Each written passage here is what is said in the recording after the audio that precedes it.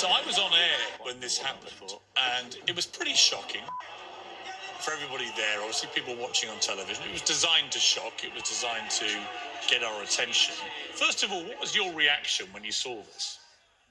They looked at it and saw a rich kid getting some attention by doing something that's actually really easy to do. It's a bit of bully boy tactics. They bought a ticket. I think they paid 300 quid for their ticket. Yeah. They bought a top-class ticket with all the trimmings and went out and spoiled everyone's enjoyment for the night. You're now going to sue Just Stop Oil activist Edred Whittingham, who was the guy we saw there.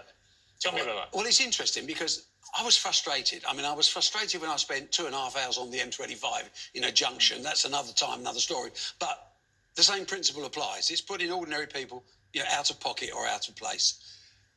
I'm frustrated about what can I do? Do I make the whole place into a fortress of security and take away that very special atmosphere that exists at Crucible? I don't want to do that. It's never been necessary before. I've had 2 streakers. We got rid of them quite quickly. But they weren't the same. They were just extroverts. Here we've got a situation where we sat down as a group and said, what do we do? Do we tighten security? Do we make it a really body search, everybody coming? Is that what sport's really about now?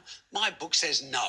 So I'm trying to think how I can be, constructive in how we can deal with it. And we come up with this idea of the small claims court. Because we thought, well, all these people have spent their money on a ticket, on their hotels, on their travel, maybe babysitters, whatever. So I wrote to the 410 people that witnessed that and lost their table that they were supposed to be watching and said, look, I believe you've got a claim.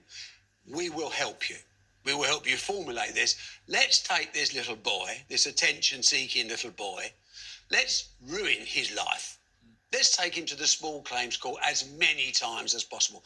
I wrote to 410 people. 64 have come back and said, yes, we'd like to be part of this. So now our lawyers are working with them and saying, how do we help you? 64 different cases in the small claims court where he will be expected to make an appearance. I like this because this